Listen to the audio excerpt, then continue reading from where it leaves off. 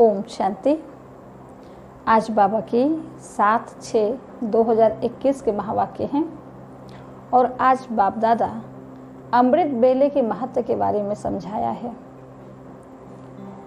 बाबा कहते हैं कि अमृत बेला वरदानी वेला है, इसलिए जितना हो सके एकांत में बैठ बाप दादा से मीठी मीठी बातें करनी चाहिए। जो भी प्राप्ति करनी है वो अमृत बेला में करनी है। उस समय भोलेनाथ शिव बाबा भंडार खोल के बैठते हैं और जिसको जो चाहिए उसकी झोली को भरपूर करते हैं। इसलिए अमृत बेला हर रोज हर किसी को करना चाहिए। आइए अब सुनते हैं बाप दादा के अनमोल महावाक्य। ओम शांति। मीठे मीठे बच्चे, अमृत बेला का समय बहुत बहुत अच्छा है। एकांत में बैठ बाबा से मीठी मीठी बातें करो। प्रश्न में बाबा कहते हैं, कौन सी नॉलेज निरंतर योगी बनने में बहुत मदद करती है? हम बच्चों की, ब्राह्मण बच्चों की कौन सी नॉलेज है जो निरंतर योगी बनने में बच्चों की मदद करती है? उत्तर में बाप दादा कहते हैं, ड्रामा की। हम बच्चों को यथार्थ नॉलेज है ना कि ड्रामा की, जो कुछ बीता ड्रामा की भाभी, जो कुछ बीत गया वो ड्रामा की भाभी थी। उसमें क्या करना है? बिंदी लगा देना है। जरा भी स्थिति हलचल में ना आए, भल कैसी भी परिस्थिति हो। जरा भी स्थिति हलचल में ना आए, भल कैसी भी परिस्थिति हो। अर्थक्वेक आ जाए, धंधे में घाटा पड़ जाए, लेकिन जरा भी संशय पैदा ना हो। इसको कहते हैं महावीर। अगर ड्रामा की यथार्थ नॉलेज नहीं तो आंसू बहाते रहेंगे। निरंतर योगी बनने में ड्रामा की नॉलेज बहुत मदद करती है। अभी तो वो सीनरी भी आने वाली है, तो इसके लिए बाबा हम ब्राह्मण बच्चों को पहले से तैयार करते हैं कि बच्चे ये सीन जो आने वाले हैं इसके लिए आप बच्चे पहले से तैयार हो जाओ। सारी बात बाबा पहले से बच्चों को बताए तैयार कर रहे हैं। आज गीत बजा है, ओम नमो शिवाय। ओम शांति। बच्चे अब अच्छी रीति समझते हैं पतित दुनिया का अब अंत हो रहा है। पतित दुनिया का अब अंत हो रहा है, ये तो सबको मालूम है।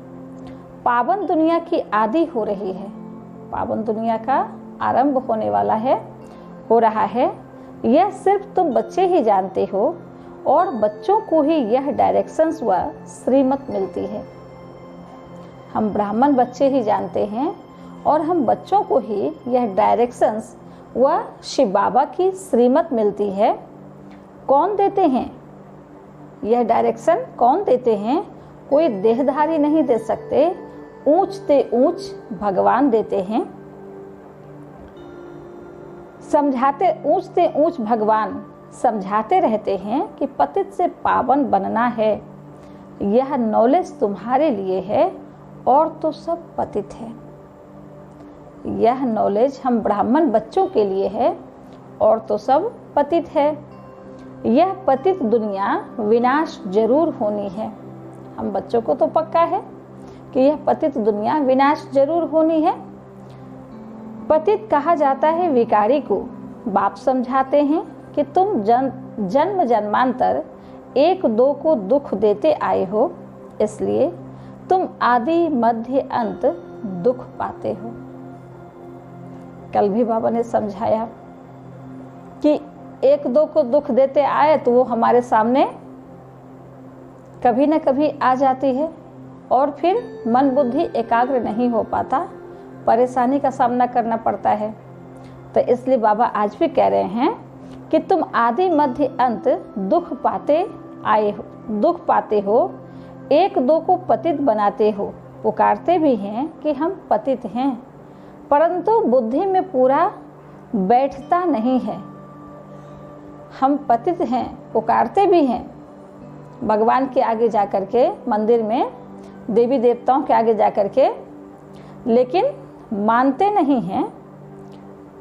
कहते भी हैं पतित पावन आओ, पूरा बुद्धि में पूरा बैठता नहीं है। कहते भी हैं पतित पावन आओ, परंतु फिर भी पतित पना छोड़ते नहीं हैं। भगवान को बुलाते हैं, पतितों को पावन बनाने वाला बाप आओ, क्योंकि अभी हम बच्चे पतित बन गए हैं। लेकिन जब भगवान आते हैं, सत्य ज्ञान सुनाते हैं, तो पतित पना छोड़ते नहीं हैं। कहते हैं कि हमारे में वो शक्ति नहीं है, वो कैपेसिटी नहीं है कि हम भगवान के ज्ञान को जीवन में धारण करें। और फिर जब ऐसी परिस्थिति आती है तो फिर मंदिर में जाकर के रोने लग पड़ते हैं। बाबा कहते हैं अभी तुम समझते हो सारी बात है पावन बनने की, यह समझाने वाला भी तो कोई चाहिए। समझाने वाला है ही एक, बाकी यह जो गुरु लोग हैं ये किसको पावन बना नहीं सकते। समझाने वाले है ही एक, परम पिता परमात्मा शिव बाबा, बाकी यह गुरु लोग जो हैं वो किसी को पावन बना नहीं सकते।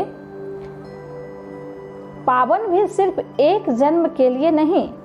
अब देखिए बाबा क्या बता रहे हैं कि पावन भी सिर्फ एक जन्म के लिए नहीं बनेंगे। बाबा एक जन्म के लिए पावन थोड़ी बना रहे हैं, बाबा जन्म जन्मांतर के लिए, जन्म जन्मांतर के लिए बनना है। पावन जन्म जन्मांतर के लिए बनना है, कोई एक दो जन्म की बात नहीं है, 84 जन्मों की बात है। तुम्हारे में भी जो ज्ञानवान हैं वो तीखे होते हैं। ड्रामा अनुसार वह नूंधा है, ड्रामा अनुसार वह नूंद है। तुम्हारे में भी महावीर पना चाहिए, मतलब तुम्हारे में भी बाबा कहते हैं कि हिम्मत चाहिए, महावीर पना चाहिए। वह आएगा बाप की याद में रहने से। जितने बाप की याद में रहेंगे वो हमारे अंदर शक्ति भरती जाएगी, महावीर पना भरती जाएगी। बाप बहुत अच्छी रीति बैठ समझाते हैं। जैसे बाबा कहते हैं कि सवेरे उठकर याद करो। जितना अमृत बेला हम बच्चों का पावरफुल होगा उतना हम बच्चों की कैपेसिटी बढ़ेगी। दुख परेशानी का जो अभी पहाड़ टूटने वाले हैं उससे सामना करने की हिम्मत मिलेगी। तो इसलिए कहते हैं बाबा कि अमृत बेला आप बच्चों का पावरफुल होना चाहिए। वह समय बहुत सुंदर है याद करने का, क्योंकि एकांत का समय है ना। उस टाइम तो सभी आत्माएं सोए रहते हैं और हम ब्राह्मण बच्चे ही जगे रहते हैं। तो वो टाइम है एकांत में रहने का, एकांत में बैठने का। उस टाइम बुद्धि भी एकाग्र हो सकती है और पूरे दिन में बुद्धि एकाग्र नहीं होती, क्योंकि दिनचर्या ही ऐसा बना हुआ होता है, ये करना है वो करना है ऐसे करके। लेकिन उस टाइम तो कोई काम भी किसी को नहीं होता, तो एकाग्रता पूर्वक बाबा को याद कर सकते हैं। इसलिए बाबा अमृत बेले के महत्व को बहुत अच्छा समझे हैं, बहुत अच्छा बता रहे हैं कि उस टाइम में जो चाहो बाबा से भर लो, वरदान ले लो और अपनी झोली भर लो। मंदिर में जाके बच्चे क्या कहते हैं, भगवान झोली भरो, दुख हटाओ, सुख दो, ऐसे ऐसे कहते हैं ना। तो अभी 84 जन्मों के लिए हम बच्चे अपनी झोली अमृत बेला बाबा से भर लें। फिर बाबा कहते हैं भक्ति मार्ग में भी कहते हैं राम सिमर प्रभात मोरे मन। मॉर्निंग में जब उठते हैं सवेरे सवेरे तो भक्ति में भी कहते हैं कि राम सिमर प्रभात मोरे मन, माना सुबह हो गया अब भगवान का नाम लेना चाहिए। भक्ति में भी ऐसे कहते हैं। बाप भी कहते हैं सवेरे उठ बाप को याद करो तो बड़ा मजा आएगा। बाप की याद में बैठ यही ख्याल करना चाहिए कि कैसे किसको समझाएं। यही ख्याल आना चाहिए ना, क्योंकि हम किसके बच्चे हैं? सर्वशक्तिमान शिव बाबा के बच्चे, मास्टर सर्वशक्तिमान हैं। तो हमारी बुद्धि में यही आना चाहिए कि जैसे हमारे बाप, जैसे हमारा पिता शिव बाबा पतितों को पावन बनाने परम धाम से आए हैं, तो हम बच्चों को भी जिम्मेवारी उठानी चाहिए, क्योंकि हम बच्चे भी तो, वो भी तो हमारे पिता हैं ना, और हम उनके बच्चे। तो पिता की जिम्मेवारी सो बच्चों की जिम्मेवारी होती है ना। तो बाबा कहते हैं अमृत बेले का वायुमंडल बड़ा शुद्ध रहता है, दिन में तो गोरख धंधा रहता है, रात को 12 बजे तक तो विकारी वायुमंडल रहता है। बाबा कहते रात को 12 बजे तक विकारी वायुमंडल रहता है। साधु संत भक्त आदि सब भक्ति भी प्रभात को करते हैं। यूं तो याद दिन में भी कर सकते हैं, धंधे में भल रहे। बुद्धि का योग जिस देवता का पुजारी होगा, बाबा कहते हैं कि जिस देवता का पुजारी होगा उसके पास होगा। बुद्धि का योग वहाँ लगा होगा जो जिस देवता का पुजारी होगा, परंतु ऐसा किसका रहता नहीं है। भक्ति मार्ग में सिर्फ दर्शन के लिए मेहनत करते हैं, मिलता कुछ भी नहीं। सिर्फ दर्शन करने के लिए उतनी मेहनत करते हैं, लेकिन मिलता कुछ भी नहीं। और यहाँ तो अथाह प्राप्ति है। उनको भी भक्ति करते करते तमोप्रधान बनना ही है। भक्ति मार्ग में भी शिव पर बलि चढ़ाते हैं, जिसको काशी कलवट कहते हैं। शिव को याद करते करते कुएं में कूद पड़ते हैं। कई ऐसे भी भक्त आत्माएं होते हैं जो भगवान की खोज में, भगवान को याद करते करते कुएं में भी कूद पड़ते हैं। शिव के ऊपर बलि चढ़ाते हैं। वह है भक्ति मार्ग की बलि, यह है ज्ञान मार्ग की बलि। यहाँ कोई शरीर त्यागने की बात नहीं है। यहाँ पुरानी दुनिया से निकल नई दुनिया में आने की बात है। यहाँ कलयुग से निकल संगम पर आने की बात है। यहाँ कोई कुआं में कूदने की बात नहीं है। बाबा कहते हैं कि वह भी मुश्किल, यह भी मुश्किल, भक्ति मार्ग का भी मुश्किल। वहाँ भी तो इतना मुश्किल, इतना कठिनाई होती है, लेकिन प्राप्ति तो कुछ भी नहीं। लेकिन यहाँ मानो जिसको हम बच्चों को तो सहज लगता है, सहज हो गया, लेकिन अगर जिसको मुश्किल भी लगता है, पर वो प्राप्ति तो सोचो।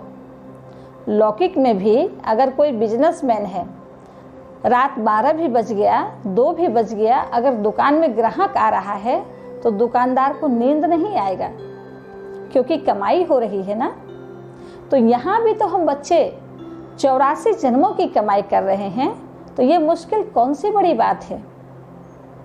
भगवान हमारा साथी है तो मुश्किल हमारा कुछ भी नहीं। भक्ति मार्ग में सबसे कुछ फायदा नहीं, भक्ति मार्ग में इससे कुछ फायदा नहीं। यह जैसे आत्मा अपने शरीर का घात करती है। यह कोई ज्ञान नहीं है। वह भी कह देते आत्मा सो परमात्मा। आत्मा अपनी घात करती है, लेकिन कह देते हैं आत्मा सो परमात्मा। आत्म अभिमानी तो एक बाप ही है जो बच्चों को समझाते हैं कि परमात्मा तो मैं एक ही हूँ। हम आत्मा सो परमात्मा कहना यह बड़े से बड़ी झूठ है। परमात्मा परम आत्मा एक है। आत्मा परमात्मा कभी नहीं बन सकते। परमात्मा पिता, आत्माएं बच्चे। तो ना जानने के कारण आत्मा परमात्मा को समान बना दिया है। तो बाबा कहते यह भी झूठ है, यह तो हो नहीं सकता। बाप कहते हैं मैं आता ही हूँ पतितों को पावन बनाने, सो पावन बना रहा हूँ। हम बच्चों के बुलावे पे भगवान आए हैं, पतितों को पावन बनाने, जब बच्चे पतित होते हैं तो मंदिर में जाकर के पूजा अर्चना करते हैं, तो अभी भगवान आए हैं पतितों को पावन बनाने, सो बाबा बना रहे हैं। बाकी तो ड्रामा में जो होना है सो होगा ही। समझो, अर्थक्वेक होती है, छत गिर जाती है, कहेंगे भाभी कल्प पहले भी ऐसे हुआ था, इसमें जरा भी हिलने की दरकार नहीं, ड्रामा पर पक्का खड़ा रहना है, इसको ही महावीर कहा जाता है। ड्रामा पर अचल अडोल रहना है, इसको ही महावीर कहा जाता है। एक्सीडेंट आदि तो ढेर के ढेर होते रहते हैं, फिर किसकी रक्षा करते हैं क्या? एक्सीडेंट आदि जब होते हैं तो फिर किसकी रक्षा करते हैं क्या? यह तो ड्रामा में नूंद है। ऐसा ही ड्रामा में पार्ट है। जो ड्रामा को नहीं जानते वह देह को याद कर आंसू बहाते हैं। जिसको ड्रामा पर निश्चय नहीं है वो आंसू बहाकर, बाबा कहते हैं, वो आंसू बहाते रहते हैं। वह कभी शिव बाबा को याद नहीं कर सकते, क्योंकि शिव बाबा से प्यार नहीं है, सच्ची प्रीत नहीं है। भगवान से जिसको प्यार नहीं है वो आंसू बहाते रहेंगे, और जिसको प्यार है वो नथिंग न्यू, ड्रामा समझ करके अपने आप को संभाल लेंगे। बाप के साथ तो पूरी प्रीत होनी चाहिए, शिव बाबा के साथ प्रीत बुद्धि। तुम कल्प कल्प बनते हो, देवताओं की बाप के साथ प्रीत बुद्धि थी, देवताओं की बाप के साथ प्रीत बुद्धि थी। ये अंडरलाइन करना है, ये बहुत समझने की बातें हैं। ऐसे नहीं कहेंगे उन्होंने इस प्रीत से वह पद पाया, ऐसे नहीं कहेंगे उन्होंने इस प्रीत से वह पद पाया। वहां तो मालूम भी नहीं रहेगा। सारे कल्प में तुमको शिव बाबा का पता भी नहीं रहता है जो प्रीत रख सको। अभी संगम पर सिर्फ बाबा से प्रीत रखना या बाबा को अपना बना लेना ये कोई बड़ी बात नहीं है, बल्कि बाबा को जान करके, भगवान को जान करके उनके ऊपर बलि चढ़ना ये बड़ी बात है। और जब हम बच्चे जान के समझ के बाबा पर बलि चढ़ते हैं तो फिर 84 जन्मों की बादशाही, 84 जन्मों की खुशी, सुख, शांति, आनंद, प्रेम, ये सब तो गिफ्ट में बाबा दे देते हैं। 21 जन्म तो बादशाही देंगे और बाकी के जन्म भी सुख सुविधा में बीतेगा, कोई दुख की परछाई भी नहीं छू सकती। बाबा कहते हैं कि और संग तोड़ मुझ एक साथ जोड़ो, यह विनाश काल तो जरूर है, यह भी तुम बच्चे जानते हो। मनुष्य तो बिल्कुल ही घोर अंधियारे में है, तुम अभी समझते हो। हमको तो बाप से पूरा वर्षा लेना है, याद बिगर सतो प्रधान नहीं बन सकेंगे। बाबा का साथी सिर्फ नहीं बनना है, साथी अगर बनेंगे तो बाराती में जाना पड़ेगा और याद करके बाबा के दिल तख्त पर रहेंगे तो फिर बाबा के साथ चलेंगे। तो बाबा कहते हैं कि सर्जन नहीं बन सकेंगे, सतो प्रधान नहीं बन सकेंगे। सर्जन बन अपने रोग को देखना है, श्रीमत पर देखना है कि हमारे बाप के साथ कितनी प्रीत है, अपने आप को चेक करना है। सर्जन बनना है, अपने आप को चेक करना है कि हमारी बाबा के साथ कितनी प्रीत है। अमृत बेले ही बाप को याद करना अच्छा है, प्रभात का समय बहुत अच्छा है।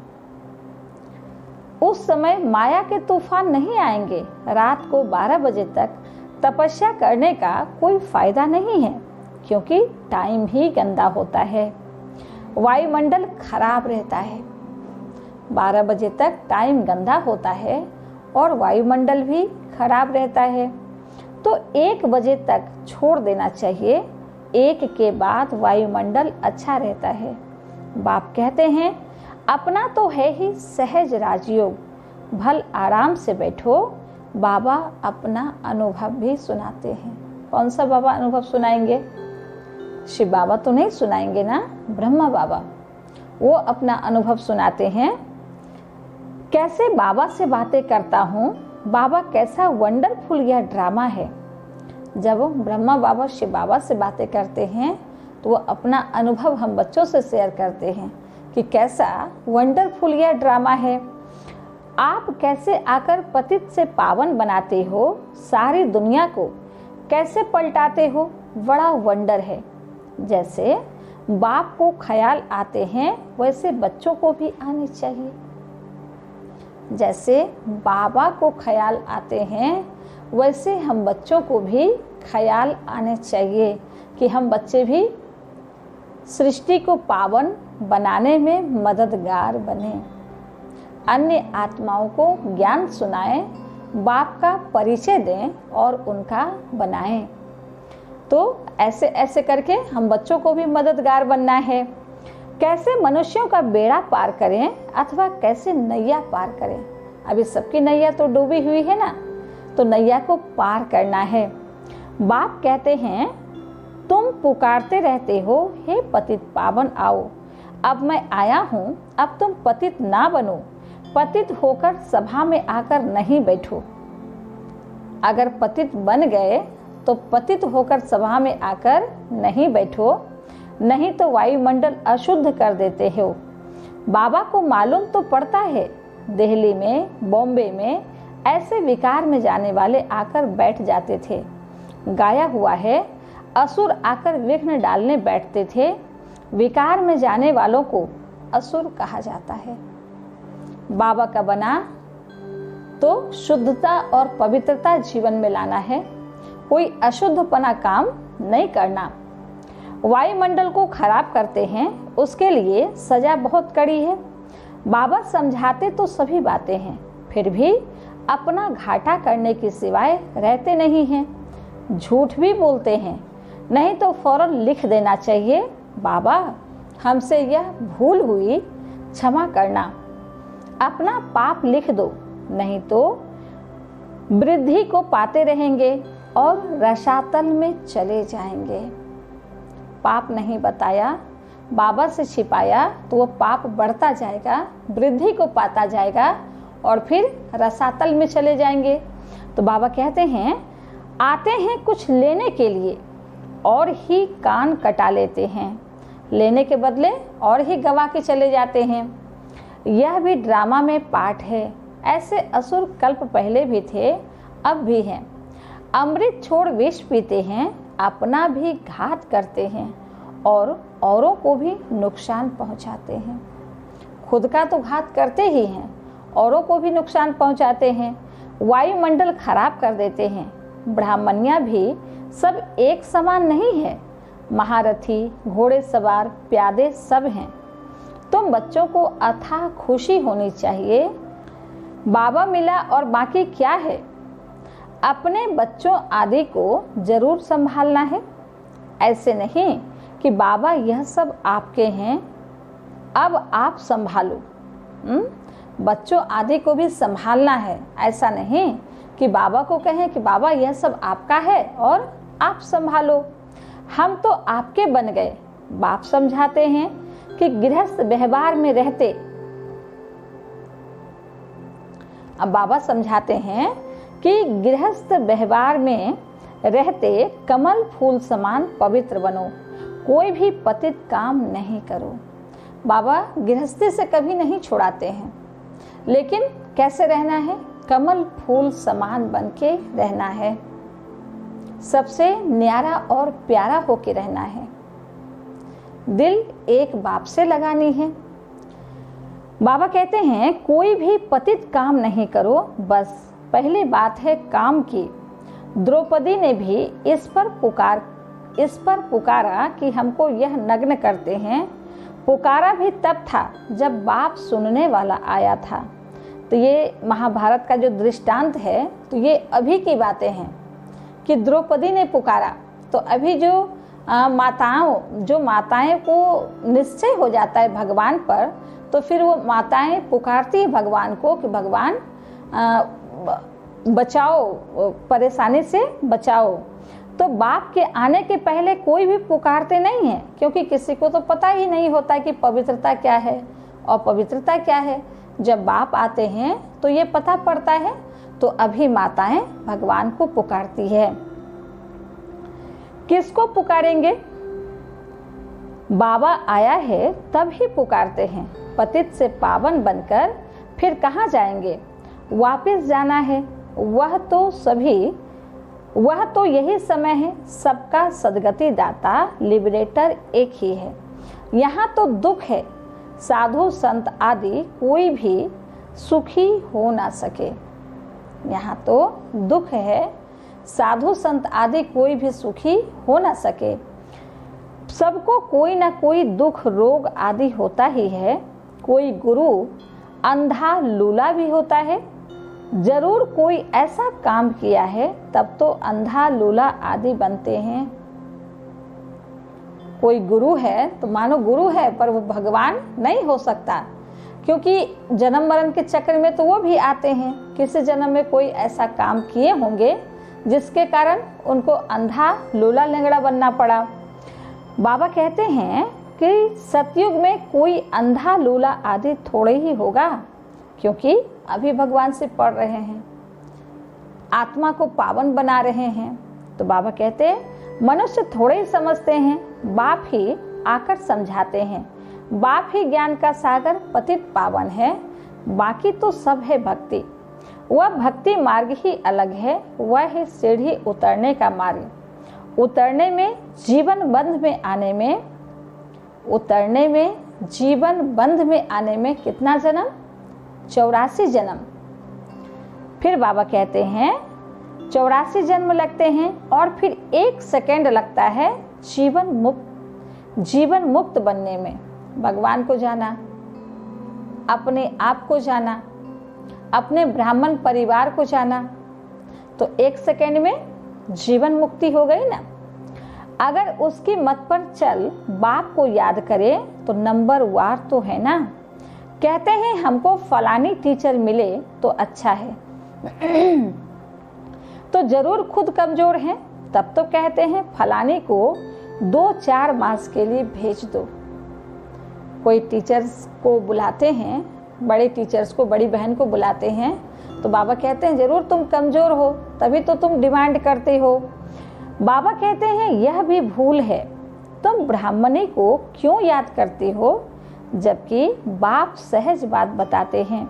सिर्फ बाप को याद करो और स्वदर्शन चक्र फिराओ, औरों को भी समझाओ। बस इसमें ब्राह्मणी आकर क्या करेगी?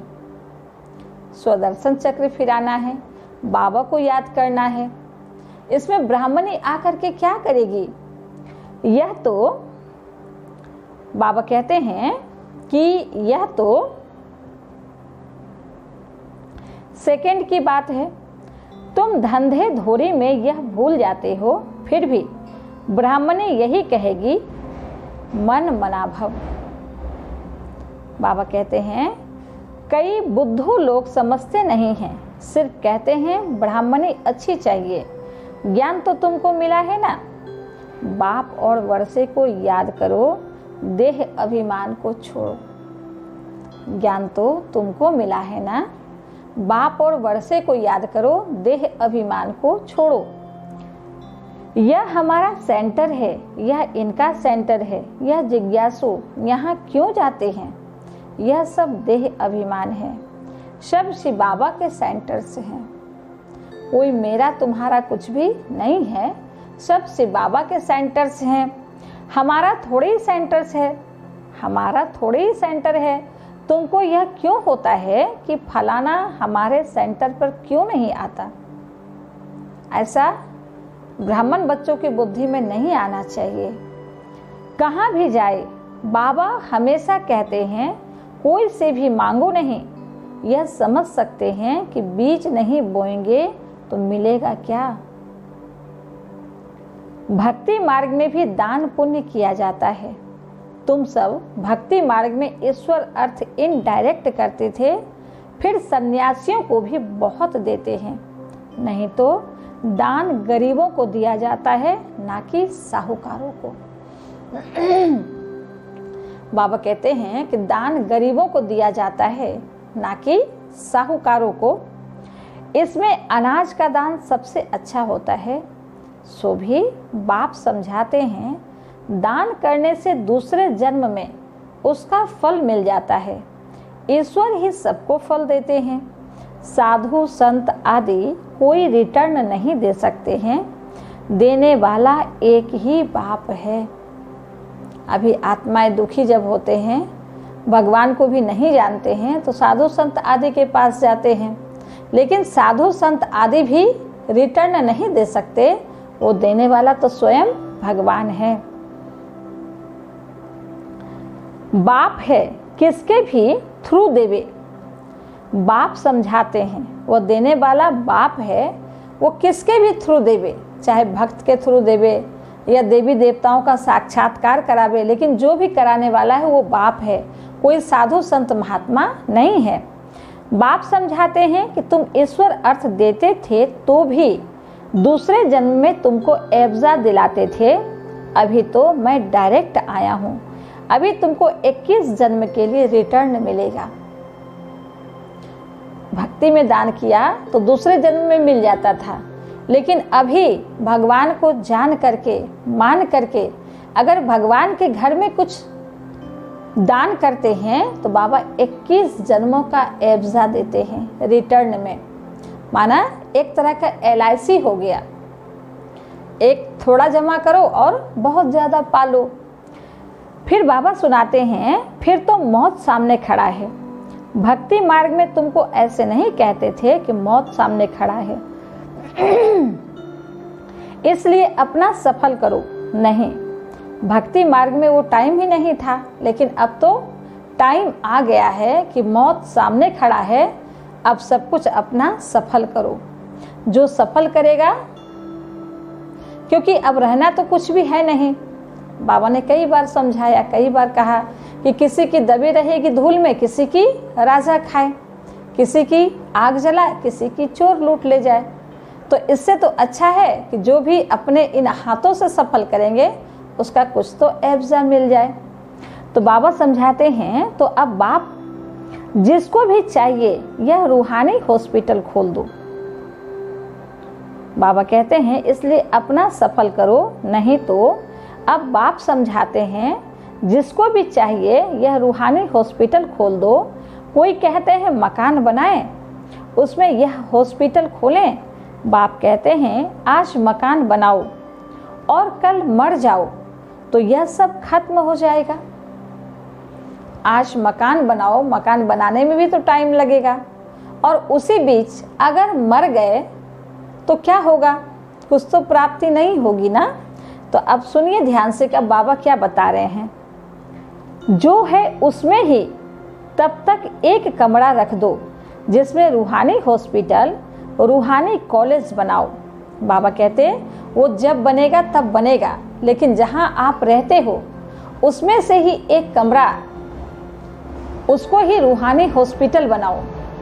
हॉस्पिटल माना अभी सब बीमार है ना, सब अभी मन से बीमार हैं। और हम बच्चे, ब्राह्मण बच्चे कौन है? डॉक्टर्स। तो क्या करना है, अपने आप को भी ठीक करना है, अपने आप को चेंज करना है और चेक करना है, चेक करना है और चेंज करना है। और जितना अपने आप को चेंज करते जाएंगे उतना फिर औरों की बीमारी समझ में आती जाएगी, फिर औरों को भी धीरे धीरे चेंज करते जाएंगे। इसलिए बाबा कहते हैं कि रूहानी हॉस्पिटल, फिर रूहानी कॉलेज बनाओ। पहले हॉस्पिटल में पेशेंट आते, पहले उसको ठीक करो, फिर उसको पढ़ाई पढ़ाओ, ज्ञान सुनाओ, 84 जन्मों की बात बताओ, सृष्टि चक्र क्या है, आत्मा कौन है, परमात्मा कौन है, सीढ़ी का चक्र क्या है। इस तरह की सारी बातें धीरे धीरे फिर बतानी होती है। बहुतों का कल्याण करेंगे। बाबा कहते हैं कॉलेज बनाओ, बहुतों का कल्याण करेंगे तो बहुत ऊंच पद पाएंगे। अच्छा, मीठे मीठे सिकिलधे बच्चों प्रति माता पिता बाप दादा का याद प्यार और गुड मॉर्निंग। रूहानी बाप की रूहानी बच्चों को नमस्ते। हम रूहानी बच्चों की रूहानी माता पिता बाप दादा को याद प्यार, गुड मॉर्निंग और नमस्ते नमस्ते नमस्ते। शुक्रिया बाबा, शुक्रिया। धारणा के लिए मुख्य सार। पहली पॉइंट, श्रीमत पर अपने आप को देखना है कि इस विनाश काल में मेरी एक बाप से सच्ची प्रीत है और सब संग तोड़ एक संग जोड़ी है।